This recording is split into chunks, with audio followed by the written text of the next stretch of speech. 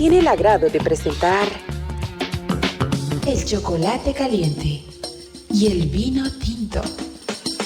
Las cosas como deben ser. Bienvenidos.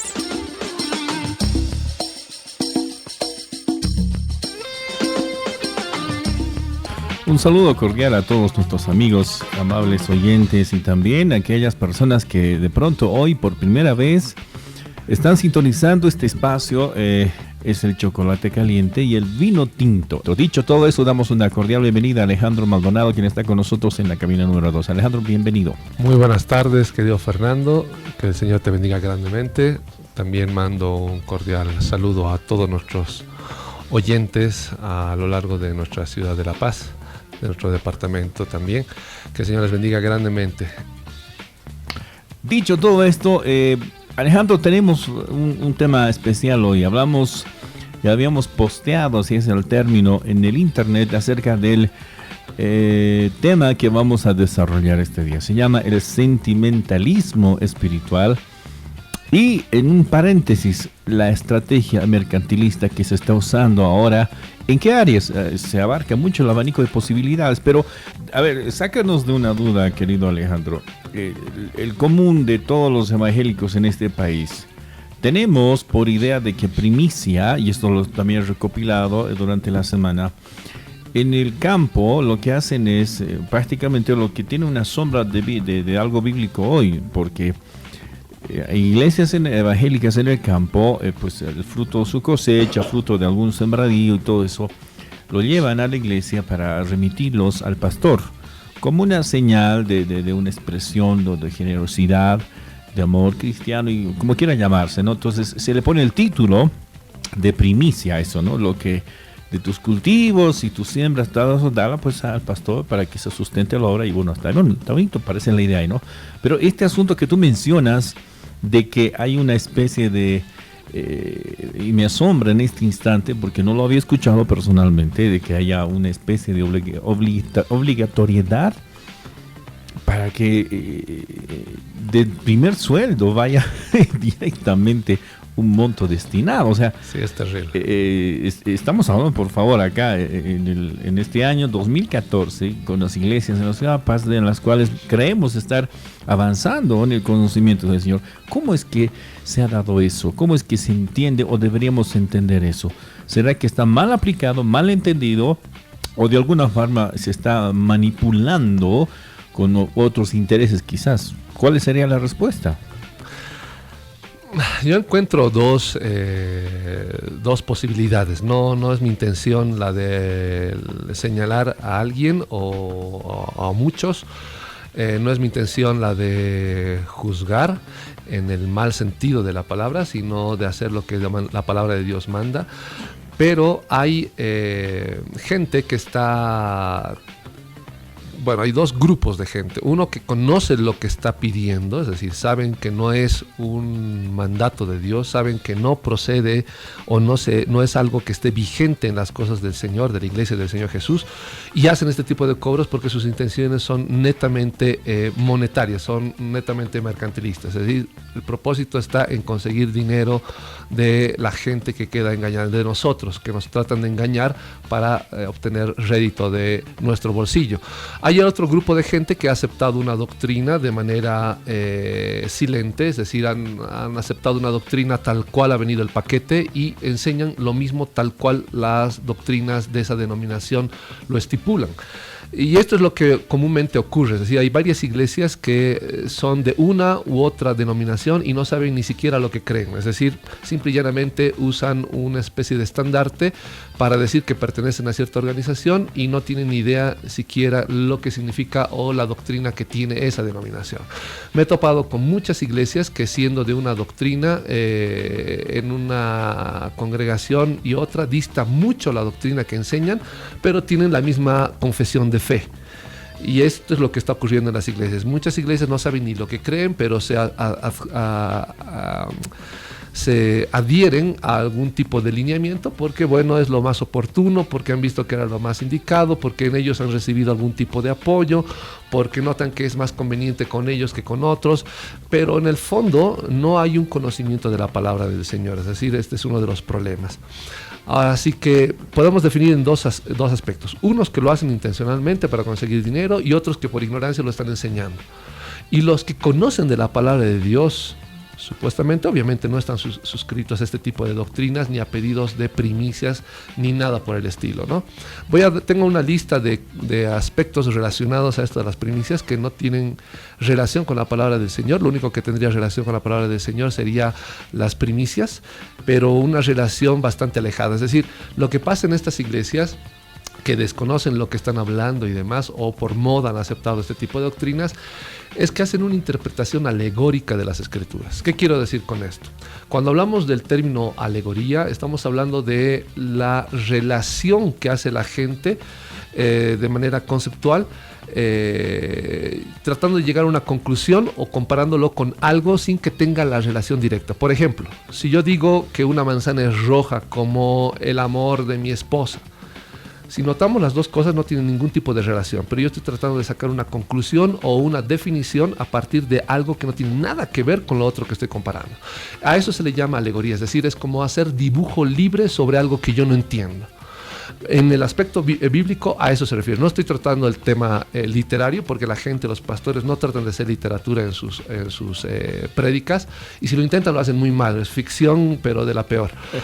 Entonces lo que hacen es encuentran un término en las escrituras y le dan un significado que no tiene nada que ver con el contexto histórico, no tiene nada que ver con los mandatos del Señor, no tiene nada que ver con lo que Dios estipula para el cristianismo, y cada uno va condimentando eso como le parece en beneficio de sus propósitos, ¿no?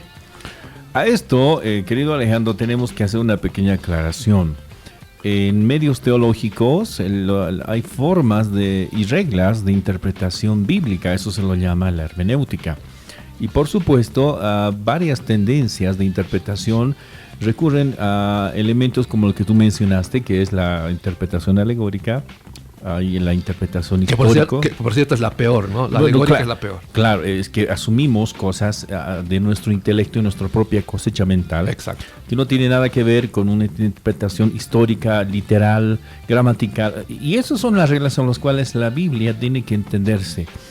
No solamente leer un verso y tomarlo alegremente para un objetivo circunstancial, sino más bien que deberíamos leer los versos o en todo caso porciones de la escritura y leer sus circunstancias, en este caso capítulos anteriores, de qué trata tal mensaje, de qué trata este verso bíblico, cómo se debe interpretar. Entonces es una escuela, querido Alejandro, y no podemos hacerla una interpretación antojadiza de acuerdo al éxtasis del momento. Entonces ahí caemos también en varios errores como la bibliomancia, como caemos en alguna suerte de leer versos al azar, y bueno, esto es bendición para mí hoy día y todo eso. Entonces parte de la culpa, creemos, y esta es mi posición, parte de la culpa de estos errores quizás sea debido a la poca formación de aquellos que están adelante llevando la obra del Señor, pero en el corazón quizá tengan su buena motivación sana, pero su capacidad para analizar y tener una visión analítica de las escrituras hacen que caigamos en el error. Sí, lo que pasa es que ni siquiera es intencional, es decir, no es que hay una interpretación alegórica porque la intención es, bueno, voy a interpretar esto de manera alegórica. La manera alegórica de interpretar las escrituras casi nace o surge de manera espontánea. Al no saber lo que están tratando, entonces ponen información que no tiene nada que ver con la parte literal de las escrituras, ni siquiera con una parte histórica, no respetan absolutamente nada. Bien, vamos a leer Éxodo capítulo 23, versículo 14 en adelante, y vamos a notar dónde aparecen este tipo de aspectos. Ahora, algunos se preguntarán, ¿y esto qué tiene que ver con el tema que se ha ido anunciando para el día de hoy? Van a notar que tiene mucho que ver, y por eso también estoy muy agradecido con el Señor que permite que estas cosas puedan interrelacionarse y darnos un aspecto, una perspectiva mucho más clara al respecto. Éxodo capítulo 23, versículo 14 en adelante, dice así: 3 veces al año me celebraréis fiesta, la fiesta de los panes sin levadura. Guardarás 7 días, comerás los panes sin levadura, como yo te mandé, en el tiempo del mes de Abib. porque en él saliste de Egipto, y ninguno se presentará ante mí con las manos vacías. También la fiesta de la siega, los primeros frutos de tus labores, de lo que hayas sembrado en el campo, y la fiesta de la cosecha a la salida del año, cuando hayas recogido del campo los frutos de tus labores. Está hablando de 3 tipos de cosechas. 17. 3 veces al año se presentará todo hombre delante de Jehová el Señor. No ofrecerás con pan leudado la sangre de mi sacrificio, ni la grasa de la víctima quedará de la noche hasta la mañana. Las primicias de los primeros frutos, noten bien, las primicias de los primeros frutos de tu tierra, no está hablando de dinero en absoluto, traerás a la casa de Jehová tu Dios. No guisarás el cabrito en la leche de su madre. Primero, que la orden son frutos. Segundo, que solamente se tiene que llevar estas primicias a la casa de Jehová, es decir, al templo de Jerusalén. En ninguna manera, o al lugar, al tabernáculo, en este caso al tabernáculo de reunión. Pero en ninguna manera se habla de llevar primicias a algún tipo de persona o sacerdote individualmente. Así que, ¿cómo lo hacen hoy en día? Hoy en día sí, muchas iglesias de seguro hacen este tipo de cobros de primicias y exigen este tipo de entregas. Y simple y llanamente es interés mercantilista. En el fondo es ese nada más. Porque si entendieran las escrituras se darían cuenta que la ley no tiene nada que ver con la ley de la libertad o la ley de Cristo que se estipula en el Nuevo Testamento. Si se dieran cuenta, si notaran, si revisaran las escrituras, se percatarían que esto se entrega en el templo, en este caso en el tabernáculo de reunión, que después termina siendo el templo de Jerusalén. Así que no hay posibilidades de que alguien pueda hacer algún cobro, porque como habíamos visto la anterior semana, los locales de reunión hoy en día no se pueden llamar iglesias, ni tampoco se pueden llamar templos. Porque el templo es el creyente, porque la iglesia es el creyente en su conjunto. Esa es la definición correcta, no el lugar de reunión. Hoy en día, no sé, hay iglesias que se llaman, la habitación de Dios, la casa de Dios, etcétera, etcétera. Y en realidad no es verdad. No es verdad. Es un local de reunión como cualquier otro. Lo que hace que ese lugar sea un lugar especial es la presencia de la iglesia congregándose ahí, si es que realmente conocen la palabra del Señor, ¿no? Perdón, estamos entrando y tomando bosquejitos del sentimiento que nos llevaría a eso, ¿no? Para que mi iglesia, tiene estas cosas mi iglesia, pero yo quiero que se llame el tabernáculo de la ciudad del Alto, o la iglesia, el templo del Señor, qué sé yo, algún término bonito, bíblico. Eso también es un sentimiento, querido Alejandro. La palabra de Dios dice que no usemos el nombre del Señor en vano. Y hay muchos locales, carnicería Yeshua, lubricantes Jehová. Y es absurdo porque es usar de mala manera el nombre del Señor. Sí, y cuando yo leo ese tipo de cosas, automáticamente sé que viene de alguna iglesia con poco entendimiento de las escrituras.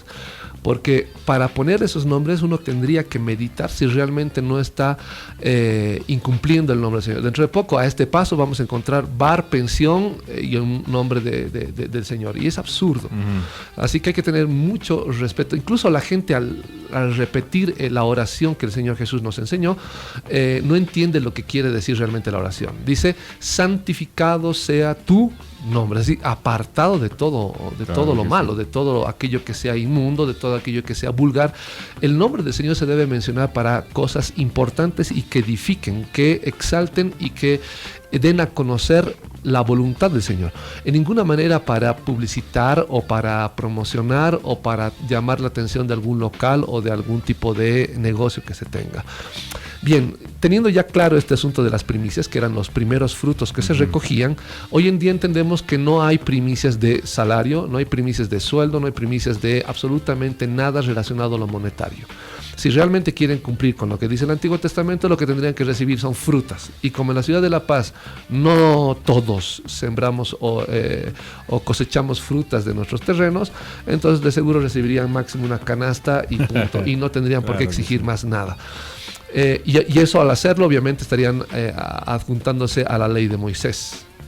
Para poder entender mejor, estamos con Alejandro Maldonado, quien está desarrollando el tema pendiente y en un tema aparte lo que eran y significaban las primicias. Querido Alejandro.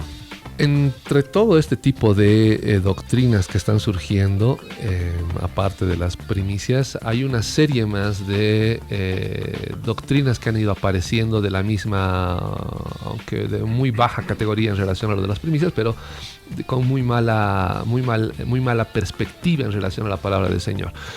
Tenemos las siembras, tenemos las promesas de fe, tenemos los pactos, las declaraciones, subastas, ofrendas obligatorias por oración, tenemos las ofrendas de amor, y todas estas vienen con una interpretación alegórica. Bien, esto de las siembras es una forma netamente alegórica de decir que si tú das, como poner una semilla al campo, si tú das cierto dinero, eso va a dar un fruto. ¿Y el fruto va a ser de qué? Pues si tú pones, es más o menos como el programa del Chavo, donde el Chavo siembra una moneda de 50 centavos y espera que salga un arbolito de monedas. Ajá. Más o menos lo mismo, es la misma idea. La idea es pon dinero, acá siembra y obviamente vas a obtener mucho más. De manera clara, este tipo de ideas lo que muestran es que hay una preocupación bastante profunda sobre el aspecto monetario de los que dirigen estas iglesias. No tanto así de la gente, no es que lo hacen para ayudar a la gente. Lo que hacen es para ayudarse a sí mismos. ¿Por qué? Porque mucha de esta gente, yo he tenido charlas con muchas de estas personas que han participado de una manera u otra de estas iglesias, y hay mucha gente con necesidad económica que al tener la esperanza de encontrar algún tipo de ayuda en la iglesia, en las cosas del Señor, lo único que encuentra es fraude. Y me refiero a gente que ha ido, gente que me ha comentado que tenía 5 bolivianos en el bolsillo para los pasajes de esa semana porque no tenía más dinero, y les piden ofrenda y les piden diezmos, o filas enteras dentro de las iglesias les hacen pasar fila por fila, no puedes quedarte ni ahí sentado, te cierran las puertas para que no salgas, sin ofrendas, etcétera, etcétera, y salen con menos de lo que tenían. O salen frustrados porque se dan cuenta que en realidad habían debido mucho más, no solamente al banco, sino también a Dios. Entonces, hay aspectos que están realmente mal, y esto tiene que ver con justamente el carácter mundano del ser humano, que solamente depende de y busca las cosas monetarias y su comodidad. Así que este tipo de doctrinas como la siembra para que tengas más, es absurdo, no viene de la palabra del Señor, es simplemente una interpretación alegórica. Y repito, cuando digo interpretación alegórica, es usar algún término y explicarlo de otra manera, como a mí me parezca más conveniente, para obtener ciertos propósitos. Es decir, comparo o le doy un significado que no tiene nada que ver a algo que es totalmente distinto a lo que acabo de decir. Así que hablamos de siembras, y la siembra tiene que ver con una semilla en la tierra, no con dinero. Así que pensar que Dios está jugando este negocio de recibo tu dinero y a cambio te voy a dar más, es mentira. Es mentira. Ninguna de estas prédicas absurdas se encuentran en el Nuevo Testamento. Es más, el Señor jamás les pidió dinero, siendo Dios y estando en presencia de los judíos, jamás les pidió dinero ofreciéndoles a cambio mayor rédito. No hay eso. Tampoco lo hicieron los apóstoles, no lo hizo ningún siervo del Señor, ni en el primer siglo, ni más adelante de los que se mantenieron en la fe correcta.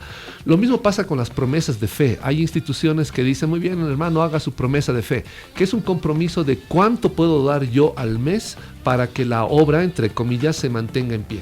Y cuando yo me comprometo a dar cierto monto, pues tengo que cumplir durante todo ese año o mes para que la obra del Señor se mantenga. También esto es un absurdo. Otra vuelta les digo, me tiene mucha relación con el tema del día de hoy. Son estrategias sentimentalistas para sacar rédito de la gente. No le ponemos, por favor, dónenos dinero. Hay que mejor ser claro y decir, dónenos dinero. Y quien te done sabe que el término donar tiene que ver con algo voluntario. Es decir, alguien si quiere te da, si no, no. Pero decirle promesas de fe implica como si algo tuviera que ver con las cosas del Señor. Y eso es un absurdo. Estos términos no aparecen en las Escrituras tampoco. Ajá. Son un invento que están siendo usadas incluso por medios y por iglesias de aparente doctrina mucho más recatada o más formal. Tenemos otro que son los pactos. Los pactos, en primer lugar, en las Escrituras, vamos a ir viéndolo en un programa en especial, pero los pactos siempre comienzan de parte de Dios hacia el hombre. Jamás un hombre va y le propone algo a Dios, porque eso sería absurdo. Primero, porque nosotros no somos quienes para obligarle a hacer un pacto a Dios. No somos quienes para ofrecerle o proponer siquiera de la manera más sutil y amorosa a Dios algún tipo de pacto. No hay. Es como que yo vaya en este momento a la presidencia y me encuentre con el presidente Evo Morales y le diga que quiero hacer un trato con él. Y él tiene que aceptar porque, bueno, él es el presidente. Es así de absurdo. Imagínense cuán más con el Rey de Reyes, el Todopoderoso, el dueño de todo lo que existe. Es imposible querer hacer un pacto. Es más, cuando tengamos el estudio vamos a notar que hacer pactos con Dios es una doctrina satánica netamente, porque no vienen en absoluto de las cosas del Señor. Otro término que se usa actualmente son las declaraciones, es decir, es lo que en el ámbito secular se hablaba como el hecho de tener confianza en lo que nosotros decimos. Yo declaro para mí hoy día bendición, pero por más que declaremos algo, el que declara en primer lugar tendría que tener algún tipo de autoridad. Exacto. Y no tienen. ¿Qué autoridad tienen si ni siquiera conocen lo básico de las Escrituras para declarar algo? En absoluto. Y los que tenían autoridad, como los apóstoles, jamás declararon nada. De esa manera imperativa, como hoy en día es enseñado, jamás declararon ellos, yo declaro para ti sanidad. En absoluto. Lo que hay que entender es que cuando hablamos de declaraciones, estamos dándonos cierto aire de autoridad y estamos queriendo hacer entender desde los pequeños hasta los grandes y aquellos que no conocen las Escrituras, que uno puede tener poder con su palabra, y eso es mentira. El único que tiene poder en su palabra es Dios. Él dice, hágase la luz, y se hace. Pero un creyente no puede decir eso. Recordemos que todo lo que nosotros decimos lo decimos en el nombre del Señor Jesús. ¿Por qué? Porque el poder procede de Él, no procede de nosotros, procede del Señor. Y cualquier cosa que yo diga en el nombre del Señor Jesús tampoco se va a hacer si no está en la voluntad del Señor. Yo no puedo decir en el nombre del Señor, declaro que en este momento tengo $3 millones. En absoluto, porque a Dios no le interesa la cantidad de dinero que tenga en el bolsillo, sino cuán entendido y fiel soy a las palabras del Señor. Otro aspecto que está apareciendo en las iglesias son las subastas. De pronto se para un pastor, agarra un periódico, el que sea, mejor si es de su denominación, y lo subasta en 200 bolivianos. Y va bajando el precio hasta encontrar alguno que sea capaz de dar, entre comillas, por fe, 50 bolivianos o el precio más módico que encuentre, y lo subasta. Este tipo de subastas tampoco se hicieron en la iglesia verdadera, no en la iglesia de Cristo. En la palabra del Señor no se ve en ningún caso algún apóstol haciendo algún tipo de subasta de algún vaso que haya usado el Señor Jesús en alguna cena. No hay nada al respecto, es totalmente absurdo. Así que hacer subastas en la iglesia es simple y llanamente convertirlo en un mercado. Aquellos que creen que les parece que es correcto, pues crean lo mismo, pero jamás digan que viene a la luz de la palabra del Señor, porque no es verdad. No hay ningún tipo de evidencia en las Escrituras sobre este tipo de subastas. Bien, estamos recibiendo un mensaje. La modalidad que hablamos de manera interna la semana anterior era dar el número de quién más o menos el último dígito, no lo digamos. Nos envió un mensaje, dice: me pidieron un billete grande para que me sane. Tengo falla renal y no tengo plata. Así textual. Sí, hermana, mire, lo que querían era robarle, simple y llanamente. Recordemos que en la palabra del Señor, la sanidad de nuestro cuerpo está en las manos del Señor. Uh-huh. Y así como Él, si Él deseara, si Él dispusiera que nos sanemos, estaríamos sanos. Y si Él dispusiera que no, también.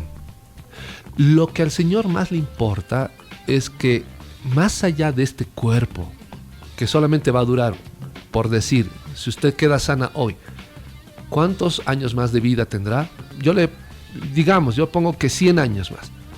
Después de los 100 años, ¿qué va a hacer de usted y de su cuerpo? Inevitablemente, por la vejez, todos vamos a llegar a un momento crítico de separarnos y irnos de este mundo. Lo que al Señor le interesa es que su espíritu quede salvo. ¿Por qué?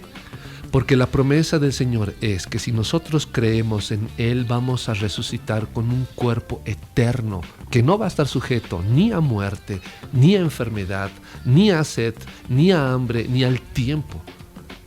Realmente, cuando entendemos lo que Dios nos está ofreciendo, es mucho, mucho, mucho mejor que cualquier tipo de sanidad ahora. Con esto no quiero decirle que pierda la fe y la confianza en que Dios vaya a sanarla, en absoluto. Es más, le pido en este momento al Señor Jesús que ponga su mano de salud sobre usted, la sane por completo, pero sobre todo permita que usted se acerque a su palabra y se acerque a Él. Ese es el propósito de nuestro Señor a partir de su palabra. Que le pidan a uno un billete grande, 200 bolivianos, o un juego de billetes de los más grandes para quedar sanos, eso ya nos tiene que llevar a la sospecha si esto viene del Señor o no. Y la verdad es que no. La mejor muestra de fe no es dar un billete grande en la iglesia. La mayor muestra de fe es decir, Señor, yo creo en ti y en tu nombre me bautizo, porque creo en ti. Y quiero que me perdones mis pecados. Y creo que tú has muerto en la cruz por mí y has resucitado. Esa es la muestra de fe. En ninguna parte de las Escrituras dice que para ser salvo o como muestra de fe, Abraham dio en vez de su hijo un monto grande para que no muera en el momento que tenía que sacrificarlo. En ninguna parte de las Escrituras dice que el Señor Jesús exige cierto monto en vez de bautizarse y creer en Él. En absoluto. Así que, amada hermana, pierda cuidado al respecto. Confíe en el Señor, que Él es el que en definitiva es el soberano. Y sea lo que sea que Dios disponga, si usted está sujeta a Él, va a encontrar paz. Podemos aclarar un poco el tema de la simonía entonces. Es creo que oportuno y hasta poder necesario. Sí, el término simonía se usa para gente que trata de comprar ciertos poderes. Es lo que ocurre en las Escrituras, en el libro de Hechos, de alguien que quiere, el mago, que se llama Simón, que trata de obtener el poder del Espíritu Santo para sanar gente. Y esa es la ofensa, de ahí se llama simonía el hecho de meter dinero para obtener algún tipo de cargo o algún tipo de poder dentro de la iglesia. Esto se practicó bastante en la Iglesia Católica y hoy en día sigue en boga. La Iglesia Católica se maneja exclusivamente por el manejo del dinero. No es que sea una iglesia, es simplemente una empresa financiera, más nada. Y de manejo de bienes y raíces. Pero este es el concepto tal cual de simonía. No tanto así se usa para el hecho de pedir dinero para que alguien se sane. No, se usa más que todo para alguien que quiere tener algún tipo de poder o autoridad dentro de la iglesia. ¿Y no será, perdón, que tal vez se ha dado esto? Personas que tú dijiste la anterior semana, hay personas que han optado en dejar la carrera de ingeniería para irse a estudiar o querer ser pastor, porque han visto que es interesante los sueldos, quiero decir, un pastor. Tampoco cuadraría o encajaría con el término simonía. Lamentablemente esto tiene que ver con la mala imagen que está dando la iglesia hoy en día. Hoy en día decir pastor es sinónimo de ser millonario y con un auto de lujo en la puerta, ¿no? Y de paso con bastante muñeca en el cielo como para sanar gente. Y eso es absurdo. Eso es absurdo. No se aplicaría en ese caso. Lamentablemente es gente codiciosa que está tratando de encontrar el mismo rumbo que otros codiciosos ya han obtenido. Otros términos que se usan, aparte de las declaraciones, aparte de las subastas, son las ofrendas obligatorias por oración, que es lo que nos comentaba la hermana, ¿no? Me piden dinero para que yo quede sana. Y ese tipo de cosas no son nada, no provienen de las cosas del Señor. Otro término que es mucho más sutil son las ofrendas de amor, que no tiene asidero en las Escrituras.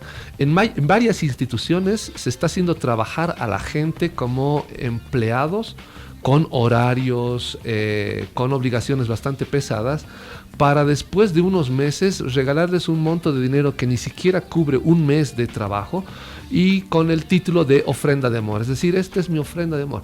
Y esto en el fondo, no sé si se percataron o no, pero esto es un insulto.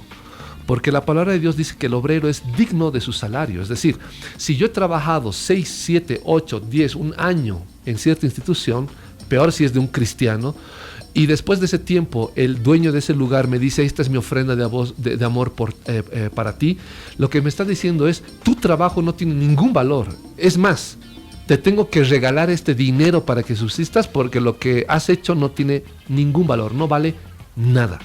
Y hacer este tipo de cosas es un engaño.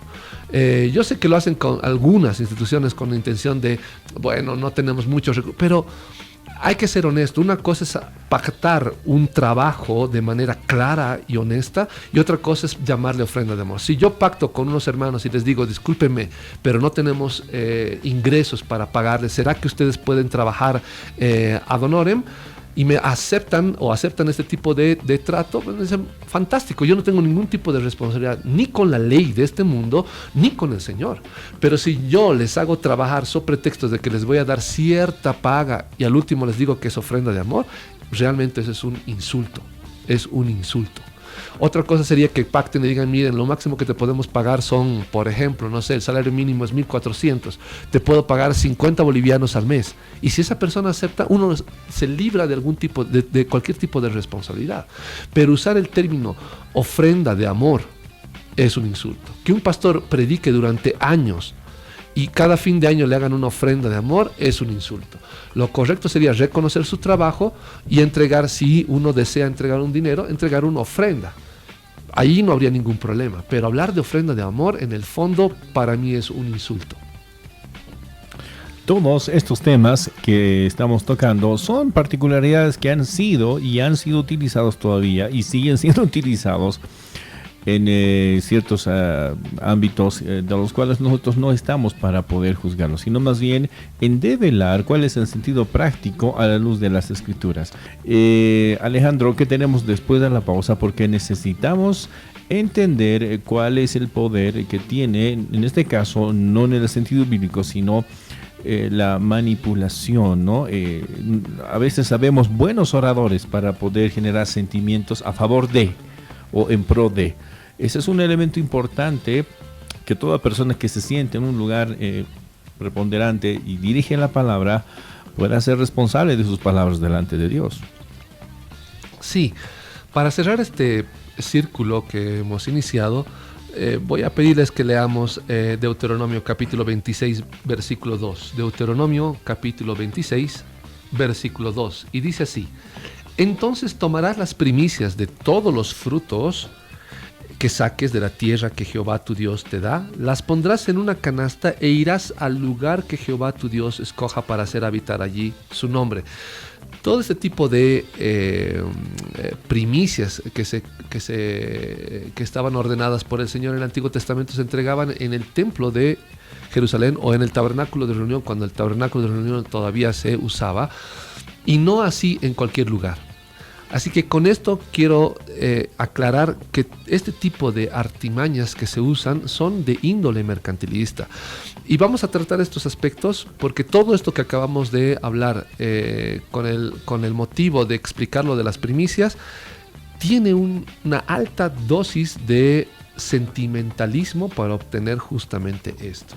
Si fuera así tan simple como lo piden, como yo lo estaba explicando, pues uno se percataría al instante. Pero como hacen uso de sentimentalismo, es decir, hacen uso de sensiblerías para que la gente crea que está haciendo lo correcto, es ahí donde justamente la gente queda engañada, nos engañan lamentablemente, y nosotros tenemos que al no conocer las Escrituras, pues acceder a ese tipo de cosas sin darnos cuenta que lo que estamos haciendo es mellar la economía de nuestra familia. Así que todo esto vamos a ir analizándolo mucho más a profundidad. Bien, el tema de fondo, y el cual estuvimos aportando con una deuda de respuestas de la anterior semana, es el sentimentalismo espiritual como una estrategia mercantilista. Nos vamos de lleno con el tema, querido Alejandro, porque estamos en desarrollo pleno de algunos aspectos que han aportado a que los cristianos puedan tomar decisiones no basadas en su medida, no basadas en su conocimiento quizás de las circunstancias, cuánto me va a costar esto, cuánto me puede costar aquello, sino más bien motivados por la emoción, una debilidad, un carisma, una atracción hacia el orador, hacia el predicador, o qué sé yo, cualquier persona que se atribuya cosas para poder lograrnos hacernos doblar el brazo quizás. Y es un poco serio lo que estamos hablando. ¿Será que esa es la manera en la cual Dios opera? ¿Será que Dios se mueve en ese aspecto? ¿Cuál es la verdad, querido Alejandro? Bien, lo que ocurre es que en los textos que vemos en las Escrituras jamás encontramos algún tipo de actitud sentimentalista, más allá de un sentimiento honesto y sincero por el amor que tienen por los hermanos, de parte de los escritores de cada una de las, ya sea epístola o evangelios que tenemos en las Escrituras. Pero lo que hoy en día se está haciendo, sobre pretexto de tener supuestamente amor, es el uso de sensiblerías, es decir, se hace una exaltación a actitudes o a términos bastante emocionales. Ya hemos llegado a caer en un punto en el que este tipo de sensiblerías han llegado a ser hasta ridículas en algunos casos, ¿no? Ya no nos conocemos por el nombre, ya no sabemos quién es quién, sino que simple y llanamente hermanito, hermanita, hermanito, amado, hermanito, hermanito, que esposita, esposito, y hacemos un uso de términos que, bueno, pueden pasar, digamos, desapercibidos o pueden mostrar cierto cariño dentro de la iglesia, pero que en el fondo muestran lo que hay en la doctrina de cada lugar de reunión. Otro aspecto que usan como, y que yo lo clasifico como sensiblería o como sentimentalismo, es el uso de el llanto, la impostación de voz. Este tipo de cosas son simple y llanamente actuaciones, porque nadie en su sano juicio, en su vida cotidiana, habla de esa manera, ¿no? Yo escucho pastores que hablan casi como si estuviesen sufriendo algún tipo de indigestión y con lágrimas en los ojos. No, hermano, el Señor. Y este tipo de artimañas, de estrategias para hacer que la gente se sienta conmovida, se sienta sensible, se sienta alegre, etcétera, etcétera, son eso justamente, artimañas, son métodos que no tienen nada que ver con las cosas del Señor. En las cosas del Señor la gente tiene que ser sincera y clara. Yo no he visto algún tipo de sensiblería en las Escrituras. Es más, Pablo habla de manera tan clara, que en muchos casos a veces hasta suena tosco. Debemos de notar esto en primer lugar. Ahora, ¿qué es lo que dice la palabra de Dios de este tipo de usos de sentimentalismos dentro de la iglesia o en las cosas de Dios? Las Escrituras lo identifican como un peligro, lo identifican como una señal o una muestra, una característica de lo que es mundano, de lo que es espurio, de lo que es que viene en contravención o viene en contra de las cosas del Señor. Vamos a leer Romanos capítulo 16, versículo 17 y 18. Romanos capítulo 16, versículo 17 y 18. Repito para aquellos hermanos, Romanos capítulo 16, versículo 17 y 18. Y dice así: mas os ruego, hermanos, que os fijéis en los que causan divisiones y tropiezos en contra de la doctrina que vosotros habéis aprendido y que os apartéis de ellos. Es decir, hay que tener mucho cuidado, hay que estarse fijando. Y estos que hacen usos de sensiblería son los que causan divisiones, no es lo contrario. Y veamos lo que dice el versículo 18. Porque tales personas no sirven a nuestro Señor Jesucristo, sino a sus propios vientres. Es decir, hablan y predican solamente para llenarse la barriga, es decir, piden dinero con ese propósito. Y con suaves palabras y lisonjas engañan los corazones de los ingenuos. Aquellos que ingenuamente creen que este lugar está rebosando de amor por las palabras de ternura o las lisonjas que se usan en esa iglesia, son simplemente ingenuos. Nos están queriendo ver, hermanos, la cara de ingenuos al tratarnos de esa manera, porque nos hablan con palabras suaves, dulces, hermanito, amado, amada, y otro tipo de adjetivos que supuestamente muestran amor, pero en el fondo no es amor. Yo no puedo decir que mi hijo, no sé, cualquier padre diría, yo amo tanto, pero tanto a mi hijo, que realmente para mí es el tesoro más grande, el amor de mi vida. Y cuando el hijo se acerca para pedir algo de comer, le da una piedra. Es absurdo.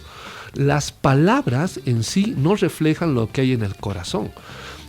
Es preferible encontrar a alguien que es sincero y claro, y esto no se confunda con lo que se habla en muchos lugares como que esta persona es un amargado, porque no es verdad. Es decir, incluso ese término de amargura que se usa en las Escrituras está mal entendido de acuerdo al contexto de la palabra del Señor.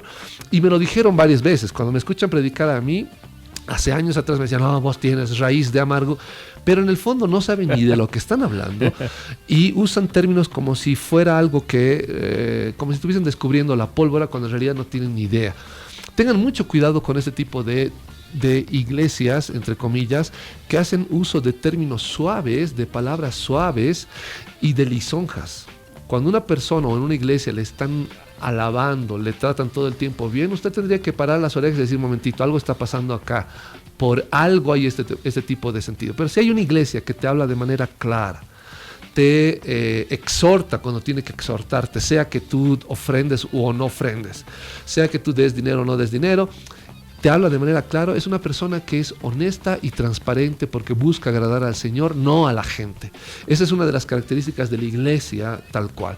Vamos a leer una vez más el versículo 18. Dice, porque tales personas, estos que causan divisiones, no sirven a nuestro Señor Jesucristo. Es decir, no están al servicio del Señor Jesús. ¿Están al servicio de qué? Sino a sus propios vientres. Son esclavos de sus estómagos, es decir, sus necesidades les obligan a actuar de esta manera, no hablan verdad. Te tratan con amor porque quieren que tú ofrendes más, te hablan con cariño porque quieren que tú no te alejes de su iglesia para que no pierdan un número más en sus listas de alguien que ofrenda o diezma. Y con suaves palabras y lisonjas engañan los corazones de los ingenuos. La forma correcta de hablar es esa.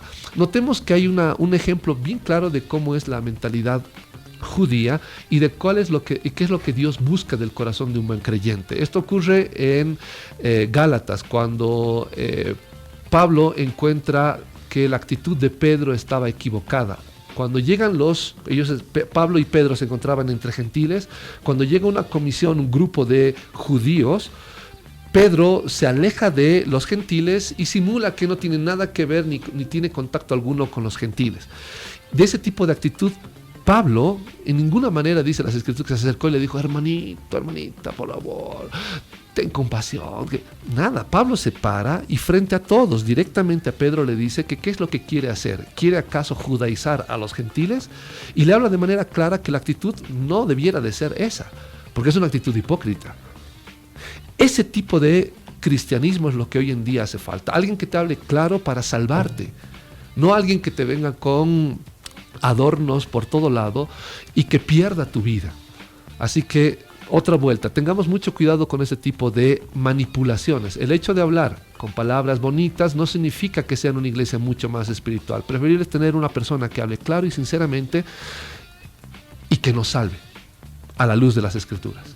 Se ha visto, se ha conocido, se ha escuchado acerca de... Y bueno, ahí está el personaje principal en una iglesia. Pero el fenómeno es copiamos la ropa que usa, copiamos la forma en la cual habla este líder carismático, copiamos hasta la fisonomía, si se peina acá, si se peina cosas, yo también me voy a peinar así. Al momento de usar la palabra lo hago al mejor estilo de, como si quisiéramos replicar algo, ¿no? Como que si quisiéramos...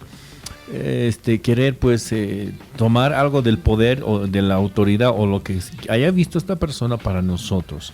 Eso también es una señal en la cual nosotros no estamos entendiendo, no estamos conociendo el llamado del Señor a su palabra, sino del llamado del Señor a quizás poner nuestra atención en el hombre.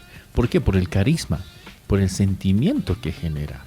Nosotros tenemos una admiración por X o cual persona. No, yo tengo que ser como él o mejor o igual. Y eso también es una especie de dependencia emocional. ¿No te parece? En realidad es una muestra de falta de personalidad y obviamente de guiarse de acuerdo a la moda, ¿no? Lamentablemente el cristianismo de hoy en día es un cristianismo que no tiene personalidad alguna, porque andan copiando todo. En esta semana he estado escuchando un montón de música cristiana que gracias a Dios no me he indigestado, pero encuentro copias de Los Enanitos Verdes versión cristiana, copia de Shakira versión cristiana, copia de Luis Miguel versión cristiana, copia de Los Babasónicos versión cristiana, copia de, y muestra que en el fondo nosotros tenemos una carencia de personalidad. ¿A qué se debe este tipo de cosas? Justamente a eso, a que nosotros no entendemos cuál es el propósito del Señor. El Señor no ha venido a violentar nuestra personalidad, en absoluto. El Señor conserva nuestra personalidad, pero sujeta a Él. Es más o menos como... Voy a darles un ejemplo que para muchos les va a parecer gracioso, pero me parece que es lo mejor para este momento y algunos niños también nos van a entender.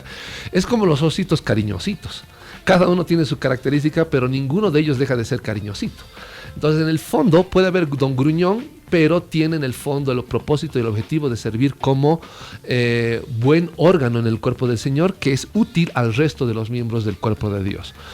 Y es de la misma manera. No sé de dónde han sacado el hecho de quererse copiar todos a Dante Gebel. Hay un montón de pastores juveniles que hoy en día tratan de hacer solamente humor en las iglesias y eso es patético. Hay pastores que tratan de imitar a X o cual pastor y en realidad lo único que muestran es justamente eso, una carencia de personalidad. Y este tipo de cosas son muy tristes, porque muestran que no están sujetos a Cristo. La idea de todo creyente debiera ser parecernos al Señor Jesús. Y el Señor Jesús muchas veces habló claro cuando tenía que hablar claro y habló con amor con quienes tenía que hablar con amor. Y ese es nuestro parámetro, ese es nuestra meta, nuestro horizonte, el Señor Jesús. Así que hay que tener mucho cuidado con el aspecto de los sentimentalismos, el manejo de las palabras que se hacen, tratando de aparentar un mayor amor. Como decíamos en un programa, hay muchos términos que no se están entendiendo o que la semántica ha sido alterada por nuestro desconocimiento de las palabras del Señor. Y uno de esos términos que están alterados en cuanto a su semántica es el término amor. Nosotros creemos que amor es hermanito, hermanita. Amor es que tú sepas el nombre de tu hermano y que le hables con nombre y apellido. Eso es amor. Amor es que tú te acuerdes dónde vive, cuál es su número de teléfono y le des una llamada por lo menos de vez en cuando. Amor es que ores por él. Amor es que cuando le ves con un semblante distinto te acerques y le preguntes quién eres. En muchas de estas iglesias masivas y pequeñas que han copiado la doctrina o el proceder de estas iglesias grandes, es que eres un número más. Recuerdo todavía el comentario de una ex miembro de una iglesia grande que me decía: asistía durante más de 3 años a esa iglesia y todos los domingos me daban la bienvenida. ¿Por qué?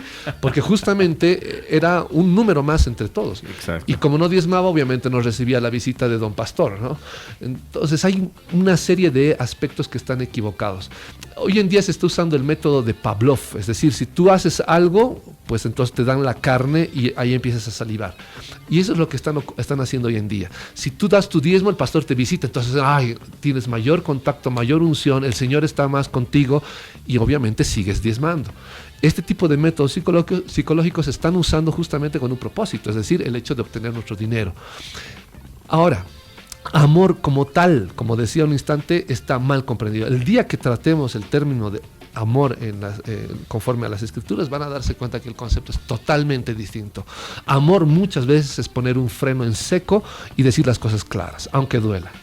Eso es amor. Yo no he visto el amor de un padre queriendo o notando que su hijo está metiendo los dedos al enchufe y que le dice: hijo, por favor, reflexiona, date cuenta que puedes quedar quemado. Nada. Un padre que está preocupado por su hijo inmediatamente retira la mano con violencia o golpea la mano con fuerza porque no quiere que le pase algo a su hijo.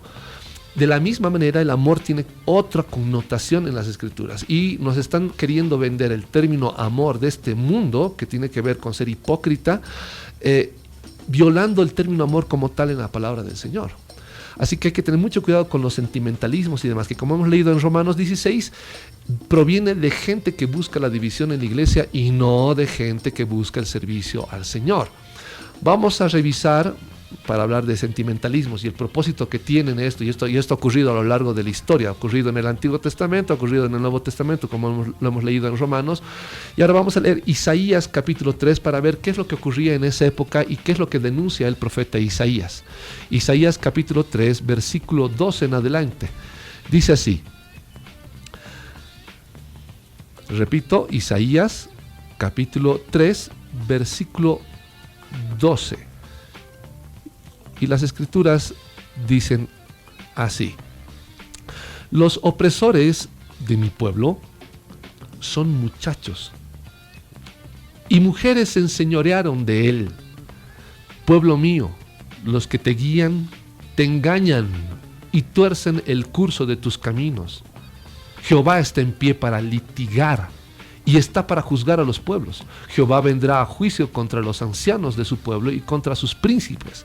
Porque vosotros habéis devorado la viña y el despojo del pobre está en vuestras casas.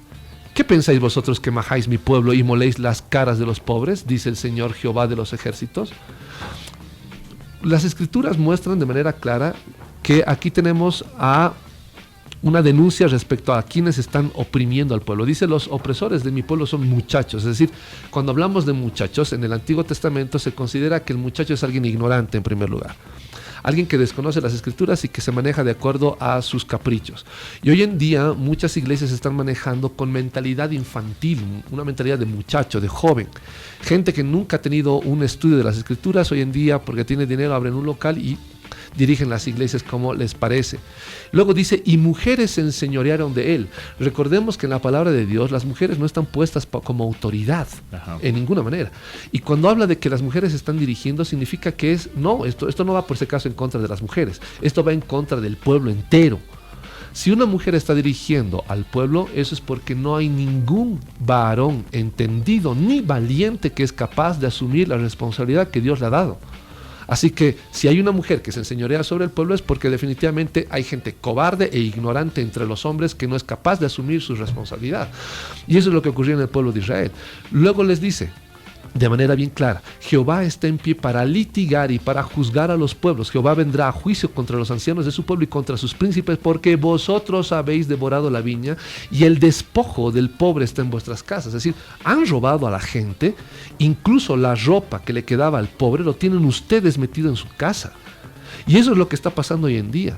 Todavía me acuerdo las veces que en mi proceso de entendimiento del cristianismo, visitaba iglesias masivas y veía que pedían, traigan, ustedes den su ofrenda, y la gente iba y entregaba su anillo, lentes, teléfonos celulares, billeteras enteras, etcétera, etcétera, etcétera. Carros enteros, autos. Sí, y en el fondo lo que producían eran pleitos en los hogares, diezmaban la economía de los hogares, pero ellos estaban bien. Muchas de estas iglesias masivas ni siquiera pagan a sus obreros, ni siquiera pagan a la gente que trabaja en sus medios de comunicación, y tienen la osadía de exigir todo el tiempo que los diezmos estén sonando en los sobrecitos. Así que no se dejen engañar.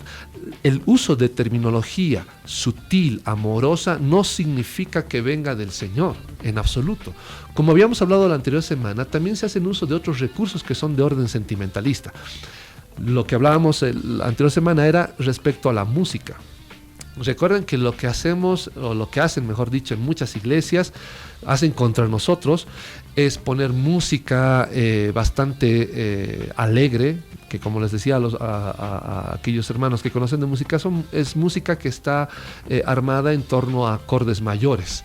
Así que es música que alegra a la gente, motiva, y cuando la gente está motivada empiezan a hablarles del Señor y van bajando el nivel. Los elevan tanto para que cuando el clímax, es decir, la parte más baja del culto, sea realmente contundente. Bajan el clímax, o bajan, mejor dicho, la emoción en el proceso de la enseñanza, y para el final ponen música en menor, basada en acordes menores, música triste, para luego llamar a las ofrendas. Y la gente, obviamente, todos los domingos, lamentablemente, se arrepienten de sus pecados y ofrendan de gran manera. ¿Por qué? Porque han sido tocados supuestamente por el Espíritu de Dios, cuando en realidad ha sido solamente una estrategia netamente musical, armónica.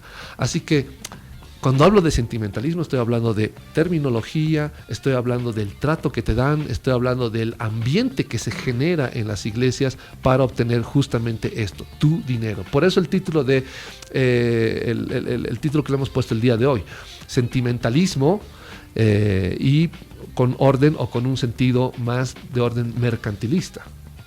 Los sentimientos son características del ser humano. Por supuesto, no estamos negando aquello.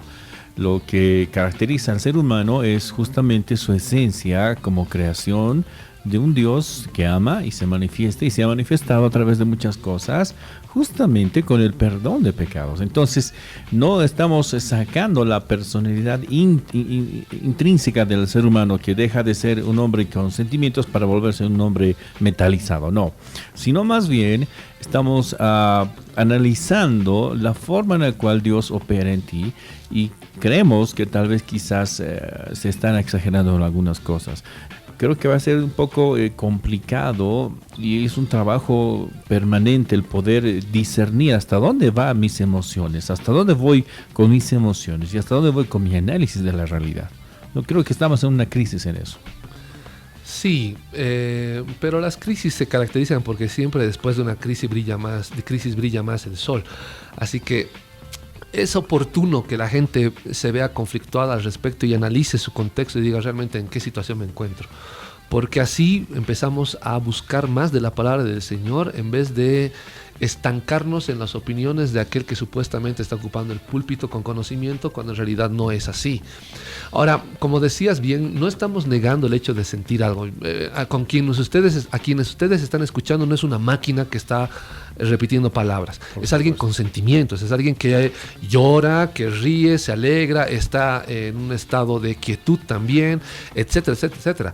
Y la palabra de Dios muestra también alegría, gozo, tristeza, etcétera. Los sentimientos son parte del ser humano y eso es lo que Dios ha puesto en el ser humano. Pero las cosas vienen por orden. Hoy en día las iglesias son más o menos así. Es como un hombre que sale a la calle gritando que ganó la lotería, llorando y rasgándose las vestiduras por lo emocionado que está de haber ganado la lotería, cuando ni siquiera compró un talonario. Y las escrituras nos enseñan que la forma de expresar los sentimientos es producto de algo que hemos entendido claramente. Conforme a las escrituras, sería un hombre que está viendo el periódico y de pronto encuentra que el número que salió ganador es el número que él tiene, que el número que compró. Con motivo puede salir a la calle a gritar y a decir que ya ahora es millonario. Incluso aún así, me decía un hermano, se alegraría al tener el dinero en la mano, ni siquiera cuando ve solamente el número. Entonces, el objetivo del cristianismo es, entendamos primero lo que el Señor nos dice para que nos gocemos con propósito y no nos gocemos primero para obtener algo para con Dios que ni siquiera está en la palabra de Dios. Esto es importante y antes de irnos a la pausa vamos a concluir en que los sentimientos en su mejor expresión reflejan también la creación nuestra, la creación que Dios ha hecho con nosotros. Estuvimos hablando acerca de algo que me inquietó tras los micrófonos y con la pausa esta, querido Alejandro. Existe, es una realidad esto de que a ver, ¿cómo ponerlo en perspectiva? Hay bullying en los colegios donde la violencia verbal domina o es el factor dominante hacia los quizás menos con fuerzas para poder llevar adelante algo en su personalidad. Entonces los niños que sufren bullying son aquellas personas que sufren acoso con palabras, con una especie de opresión mental, psicológica entre sus propios compañeros. Me comentas que se da y se está dando y puede darse el bullying entre las iglesias en la forma espiritual, donde un pastor oprime con argumentos espirituales a una persona si no actúa o no piensa o no está de acuerdo con la filosofía o el credo más o menos doctrinal que lleva adelante. Eso es peligroso, Alejandro. Más adelante podemos hablar de eso también y qué hay con que a través de las emociones y sentimientos se están llevando dogmas, se están creando enseñanzas supuestamente basadas en la Biblia, pero que son mera creación humana con un propósito personal y egoísta. Bien, lo que ocurre en la actualidad es que en la desesperación de no saber dar algún tipo de argumento en estas iglesias, se recurre a la violencia, a lo que yo le he denominado bullying sentimental. En muchas iglesias se amenaza con maldiciones. Yo he escuchado de gente que dice, bien, he hecho la pregunta a mi pastor. Ajá. Y le he dicho, ¿por qué esto? Y he tratado de hablar con él para que me dé razones de acuerdo a la doctrina que nosotros creemos en esa iglesia. Y a la insistencia mía de decirle, no, pero la palabra no dice esto, lo único que recibí fue, no preguntes más porque no me obligues a orar por ti, porque te pueden venir las plagas de Apocalipsis. Ajá. A tu vida. Y eso es una amenaza, es una actitud netamente violenta por parte de aquellos que no tienen nada que decir a la luz de las Escrituras para sustentar sus doctrinas espurias. Y este tipo de actitudes están ocurriendo en varias iglesias. Gente que dice, no, por favor no molestes, que no te voy a responder. ¿Sabes qué? Lo más bajo en respuestas que he escuchado es decir, voy a orar por ti.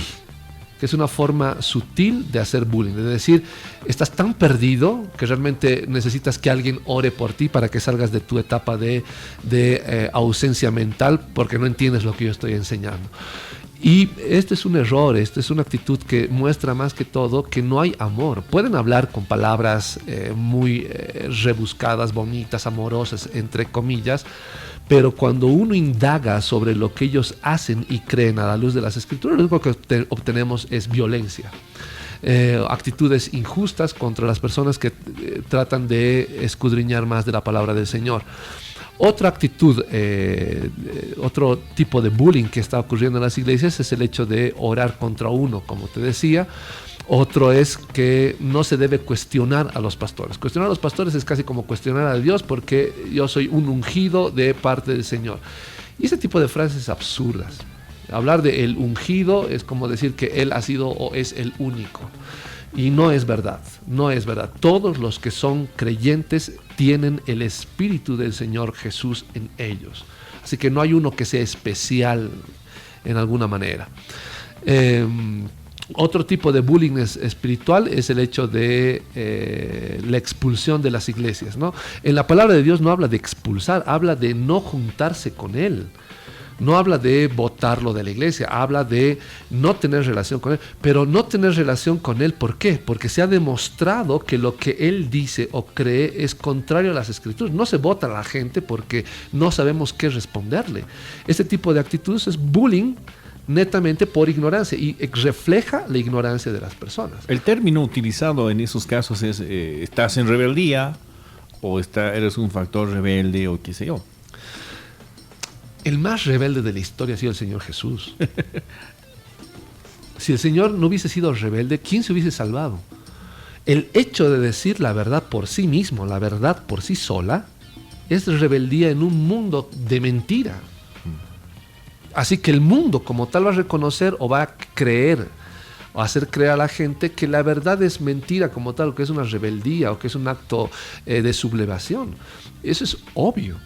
Pero cuando nosotros usamos ese tipo de acusaciones, que es otro tipo de bullying, el hecho de hacer acusaciones al hombre, cuando digo acusaciones al hombre es un término que viene del latín, es una acusación ad hominem, es decir, en vez de dar respuestas, en vez de dar algún tipo de evidencia o justificativo o una prueba bíblica, lo que hacemos es atacar a la persona.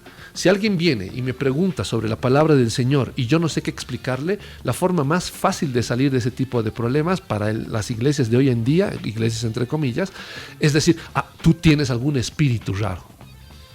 No, tú no estás entendiendo. Yo creo que estás medio rebelde. Voy a orar para que salga ese espíritu de rebeldía de ti. Exacto. Y ese tipo de acusaciones a la persona son absurdas, muestra la ignorancia de cada persona. Eso es doctrina de vildad, eso no es doctrina del Señor Jesús.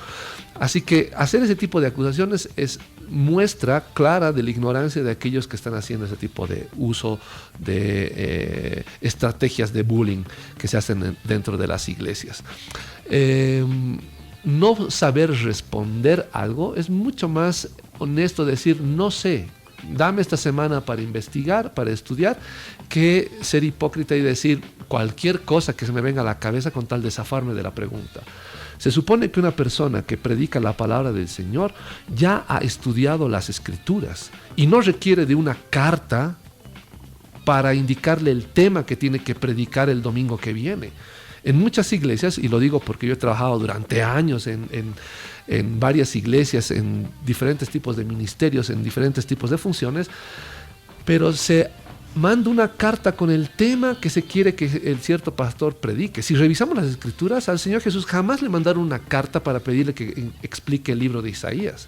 La forma correcta fue invitarlo a que pase al frente.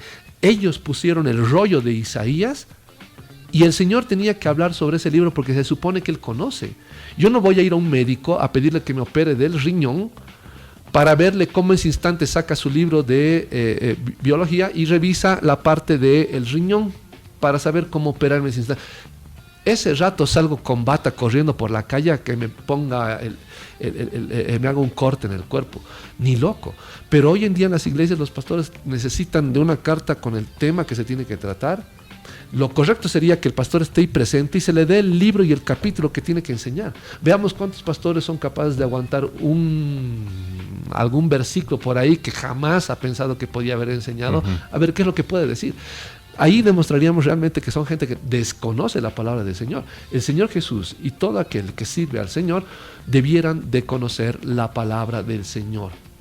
Así que tenemos también entre el sentimentalismo dentro de la iglesia, de esta estrategia sentimentalista, el hecho del bullying, el hecho de querer asustar a la gente, el hecho de hacerles entender incluso que pueden perder su salvación por el hecho de cuestionar algo que el pastor dijo. Lo que el pastor dice no es palabra santa, no es la palabra definitiva. Lo que es la palabra definitiva es las Escrituras. Si el pastor dice algo con sustento y contexto en la palabra del Señor, la palabra en sí misma es definitiva, no lo que diga el pastor. Y eso es lo que debemos de entender cada uno de nosotros para que dejen de engañarnos. Están tratando de sacar provecho de nosotros. Así que el objetivo es ese. Entendamos la palabra del Señor y evitemos este tipo de bullying. Vamos a leer Romanos capítulo 12 para entender un poco más al respecto. Romanos capítulo 12, versículo 14. Romanos 12, 14. Bendecid a los que os persiguen, bendecid y no maldigáis. Gozaos con los que se gozan, llorad con los que lloran, unánimes entre vosotros, no altivos, sino asociándoos con los humildes. No seáis sabios en vuestra propia opinión. Y esto es justamente lo que están haciendo en contra de toda la gente que está predicando hoy en día. No todos, pero obviamente la mayoría. Dice, bendecid y a los que os persiguen. Nosotros lo que hacemos somos más bien perseguidores. Los que están supuestamente detrás del púlpito son los que persiguen, los que están agrediendo, lanzan acusaciones ad hominem, calumnias, sobre pretexto de que están tratando de defender la fe, cuando en realidad lo único que están mostrando es la maldad que hay en sus corazones. Dice, bendecid y no maldigáis. Esto va en contra de aquellos que amenazan con que te van a llegar la plaga de Apocalipsis si es que tú no haces caso a lo que ellos te están diciendo. Dice, gozaos con los que se gozan. La iglesia se goza porque te ve que has ganado un mejor dinero por los ingresos que le va a dar en cuanto a diezmos. No se gozan porque tú vas a estar mejor. Dice, llorad con los que lloran. Nosotros ni siquiera nos preocupamos por los que están con algún problema, ni siquiera lloramos con los que lloran porque preferimos al que está alegre y rebosando en dinero o gozándose que con aquel que está sufriendo.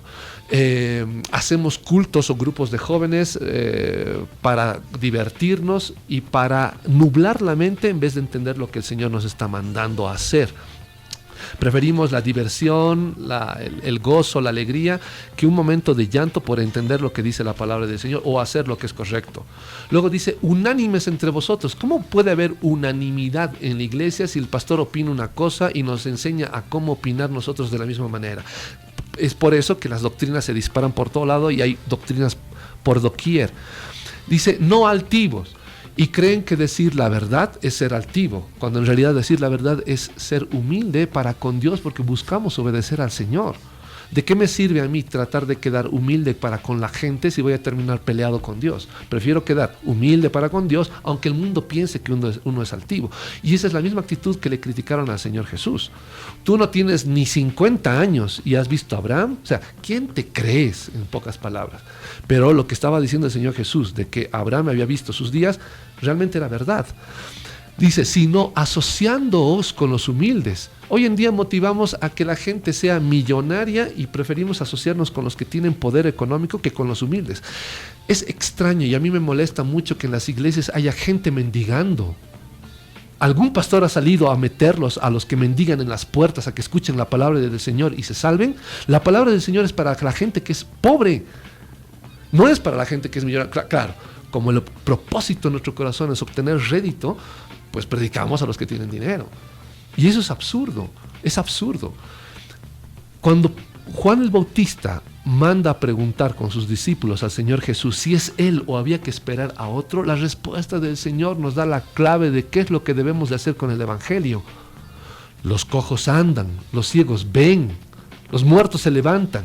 Y el Evangelio es predicado a los pobres. Pero hoy en día la prédica va dirigida a los ricos y es una cuestión de análisis.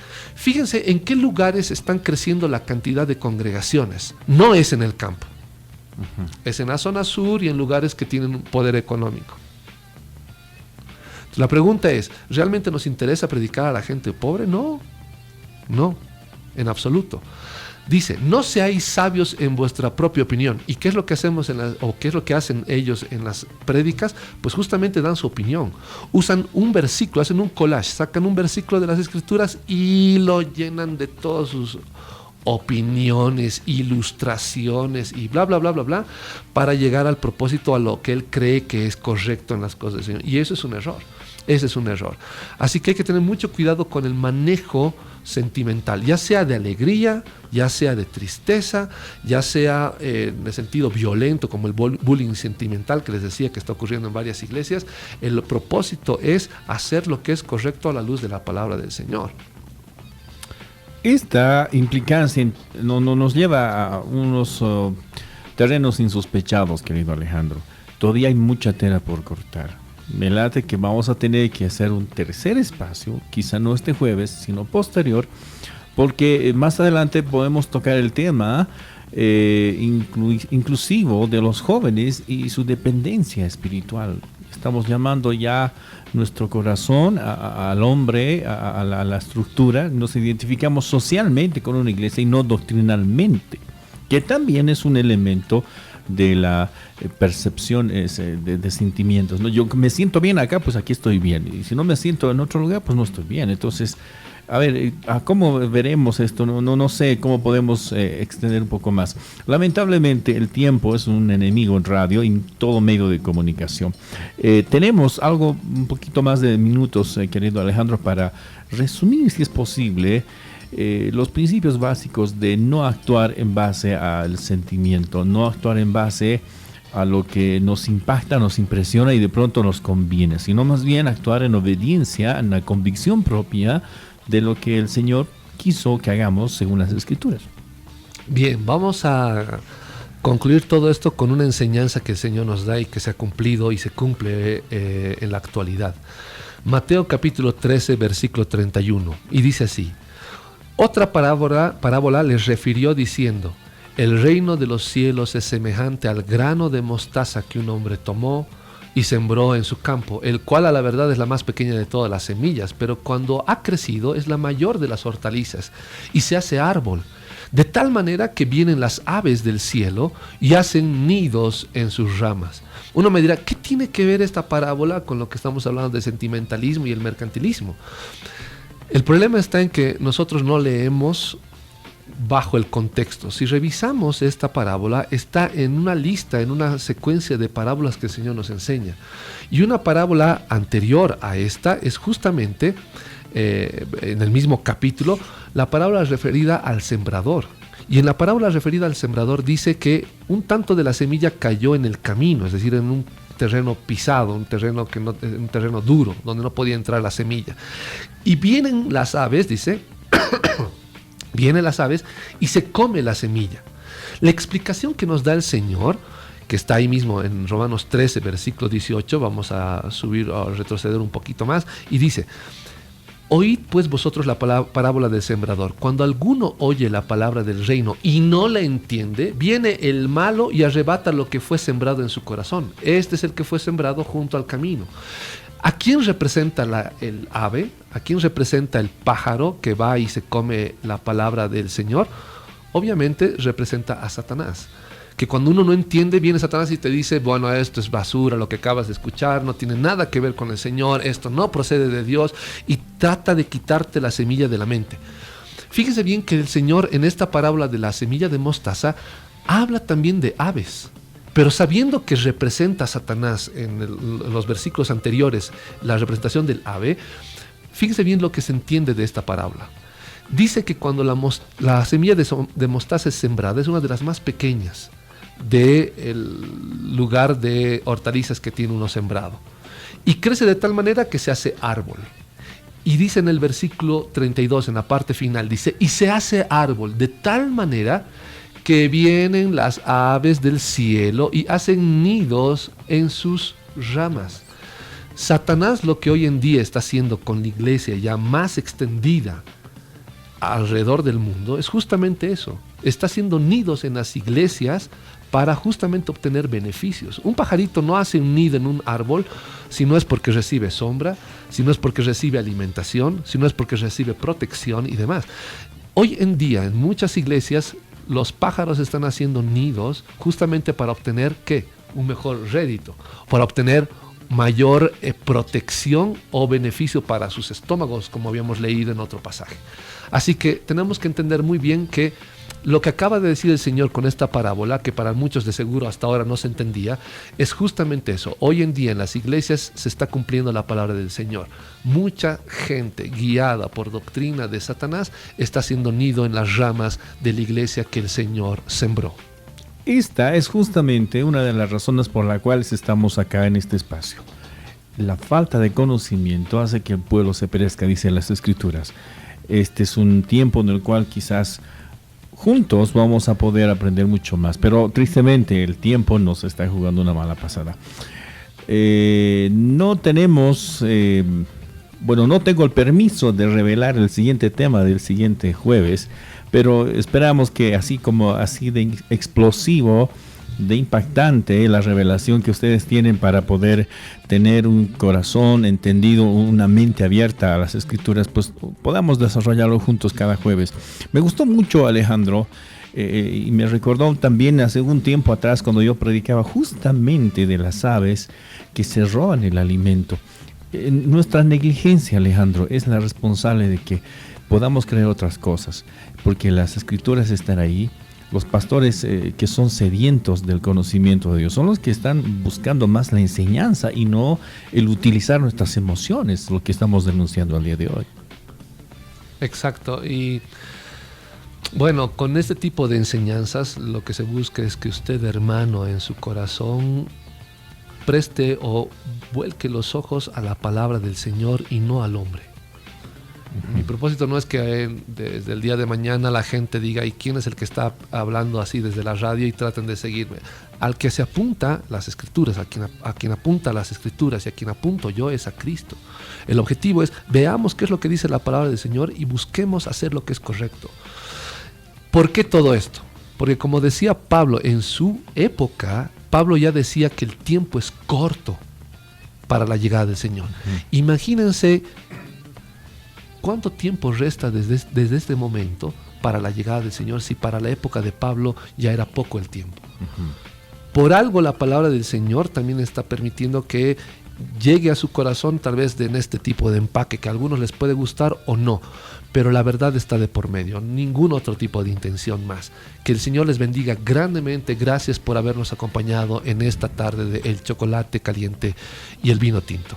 A ustedes el agradecimiento profundo, gracias querido Alejandro, y también dejarles con la invitación para este día jueves. Por favor, apunten su horario de 2 de la tarde a 4 de la tarde. Estamos desarrollando el chocolate caliente y el vino tinto, las cosas como pensamos deberían ser a la luz de las Escrituras. Ha sido un placer, una bendición estar juntos y una vez más invitarlos a que puedan sintonizarnos la siguiente oportunidad. Una bendición poder estar con ustedes. Que Dios los bendiga. Permiso. Gracias por acompañarnos. Los esperamos en el siguiente programa. Hasta la próxima.